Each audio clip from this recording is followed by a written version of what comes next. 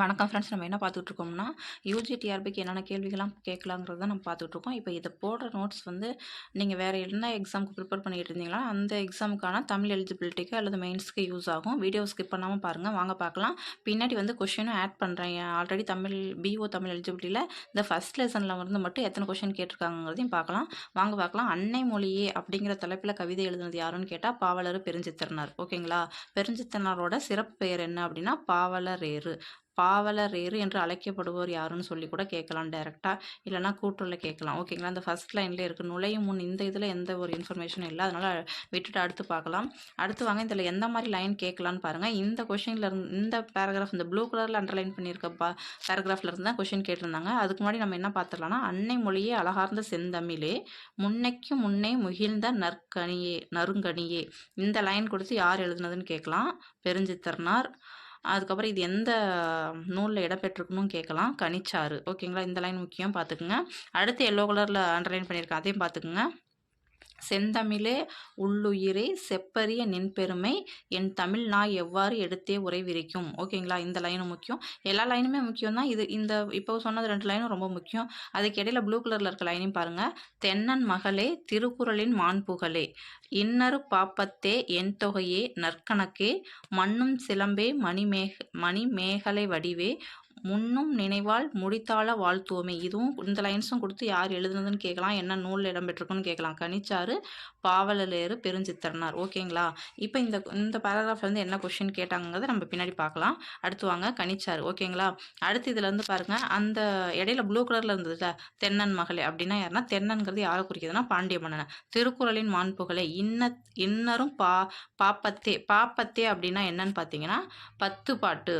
அடுத்த வார்த்தை பாருங்க. என் தொகையே அப்படின்னா 8 தொகை. நற்கணக்கே அப்படின்னு பார்த்தீங்கன்னா 14 கீழ்கணக்கு.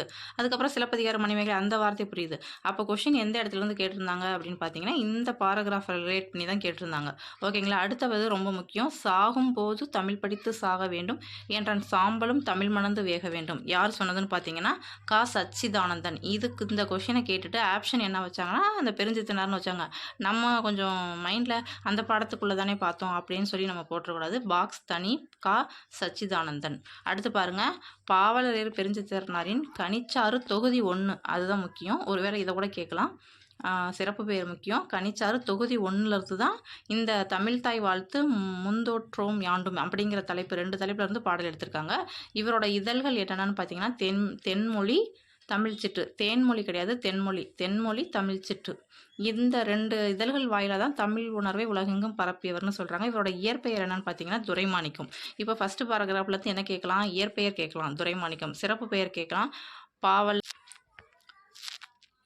அடுத்து இதழ்கள் கேட்கலாம் தென்மொழி தமிழ்ச்சிட்டு.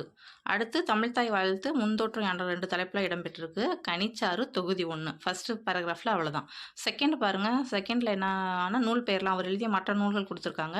என்னென்னு பாருங்கள். உலகியல் 100, பாவிய கொத்து, நூறாசிரியம், கனிச்சாறு, என் சுவை என்பது, மகபுகு வஞ்சி, பள்ளிப்பறவைகள், இது எந்த நூல்கள்லாம் எழுதியிருக்காங்க. திருக்குறள் மெய்ப்பொருளுரை அப்படிங்கிற அந்த நூல் வந்து தமிழுக்கு கருவூலமாய் அமைந்துள்ளது. அப்போ பெருஞ்சித்திரனார் எழுதிய எந்த நூல் வந்து தமிழுக்கு கருவூலமாய் அமைந்துள்ளதுன்னு கேட்டாங்கன்னா திருக்குறள் மெய்ப்பொருளுரை.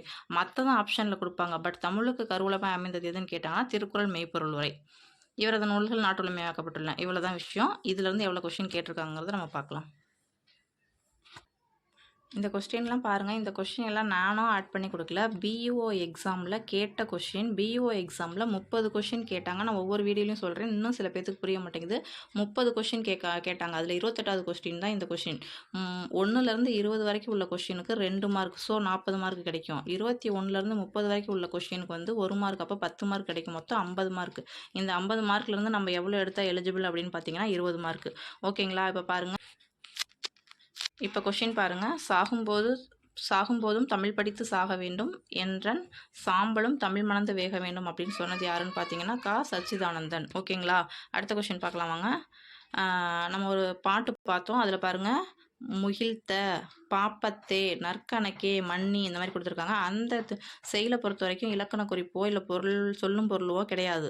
அந்த பாடல் ப்ளஸ் மீனிங் கொடுத்துருக்காங்க. அதை வச்சு நம்மள தான் இது பண்ணணும். இப்போ பாப்பத்தே அப்படின்னா என்னன்னு பார்த்தோம், 10 பாட்டு. நற்கணக்கே அப்படின்னா என்னது, பதினெண் கீழ்கணக்கு. முகிழ்த்த அப்படின்னா என்னென்னா, முகிழ்த்த அப்படின்னா தோன்றிய, மன்னி அப்படின்னா நிலைத்து. அப்போ பாருங்கள், நீங்கள் ஃபஸ்ட்டு அந்த பியில் வச்சே பாருங்கள். பிக்கு வந்து பாப்பத்தே அப்படின்னா 10 பாட்டு. அப்போ தேர்டு. பிக்கு தேர்டு எங்கே இருக்குது அப்படின்னா இங்கே இருக்குது. அடுத்து நற்கணக்கே சிக்கு வந்து 4th. அடுத்து பார்த்தீங்கன்னா மன்னி அப்படின்னா நிலைத்து, முகிழ்த்த அப்படின்னா தோன்றிய. அப்போ ஆன்சர் என்னன்னு பார்த்தீங்கன்னா ஃபஸ்ட்டு. ஓகேங்களா? இந்த மாதிரி உங்களுக்கு சின்ன சின்ன என்னால் முடிஞ்ச வீடியோ போடுறேன். நீங்கள் வந்து இந்த எக்ஸாமுக்குன்னு இல்லை, இனி வர எக்ஸாமுங்களுக்கு நிறையா யூஸ் ஆகிற வீடியோஸ் உங்களுக்கு வந்துகிட்டே இருக்கும். சேனலை சப்ஸ்கிரைப் பண்ணாதவங்க சப்ஸ்கிரைப் பண்ணிவிட்டு பாருங்கள். வீடியோ பிடிச்சிருந்தால் லைக் பண்ணுங்கள், உங்கள் ஃப்ரெண்ட்ஸுங்களுக்கும் ஷேர் பண்ணுங்கள். Thank you all.